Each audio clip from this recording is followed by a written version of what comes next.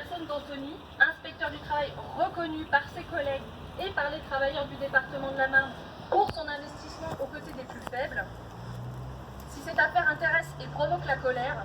c'est parce qu'elle illustre, sur fond de collusion de l'administration avec le patronat et les hiérarques locaux, les atteintes à l'indépendance des inspecteurs du travail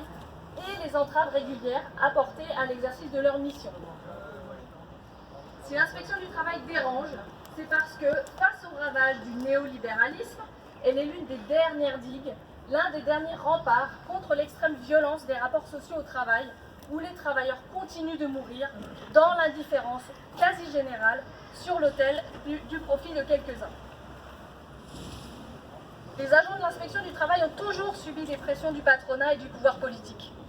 Ce qui est cependant relativement nouveau, c'est que ces pressions sont aujourd'hui de plus en plus fréquemment relayées en interne, de façon totalement décomplexée, par la hiérarchie, avec la bénédiction de l'administration et du ministère du Travail. Pendant la crise sanitaire, la volonté du gouvernement de poursuivre l'activité économique, coûte que coûte, quoi qu'il en coûte aux travailleurs, a conduit à intensifier encore ces pressions et à cette situation pour le moins paradoxale. Alors que pour assurer la continuité de l'activité économique et des fonctions vitales du pays, les travailleurs les plus précaires et les plus fragiles mettent leur santé en danger, la peur au ventre, parfois au péril de leur vie, alors que ces travailleurs avaient plus que jamais besoin d'une inspection du travail présente et forte, l'action des inspecteurs du travail, devenus malgré eux les VRP de la doctrine sanitaire mouvante du gouvernement, s'est vue entravée et paralysée comme jamais auparavant.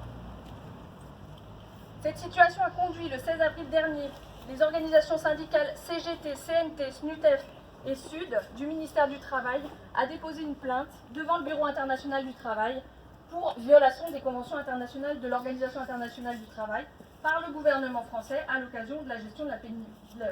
l'épidémie de Covid-19. C'est dans ce contexte inédit de tension et de pression qu'Anthony a été suspendu pour avoir choisi d'exercer pleinement ses missions dans le cadre des pouvoirs et prérogatives dévolus aux inspecteurs du travail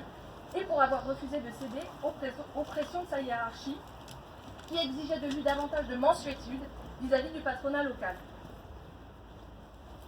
Car le fond de l'affaire est bien là, limpide, clair comme de l'eau de roche, à la demande du président du conseil départemental de la Marne, et après avoir tenté de le faire reculer en le menaçant de sanctions, sa hiérarchie l'a suspendu de ses fonctions pour l'empêcher de déposer un référé judiciaire à l'encontre d'une association d'aide à domicile,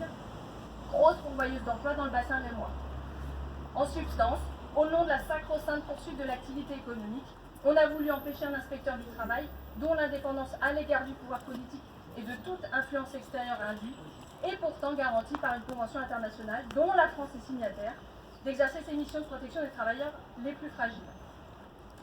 Or, ce que dit la forte mobilisation de ces 2 derniers mois, qui a trouvé un écho important dans les médias et chez nos concitoyens et qui dépasse de loin les frontières du ministère du Travail, c'est qu'il n'est pas juste de suspendre un inspecteur du travail pour avoir, dans le cadre de ses prérogatives, demandé des masques de protection pour des salariés de l'aide à domicile qui, pendant la crise, se sont exposés au quotidien pour venir en aide aux personnes âgées dépendantes. Derrière Anthony, dans toute la France, ce sont des centaines de collègues, des milliers de syndicalistes, des dizaines de milliers de citoyens qui se sont mobilisés. La bataille n'est pas terminée. Demain,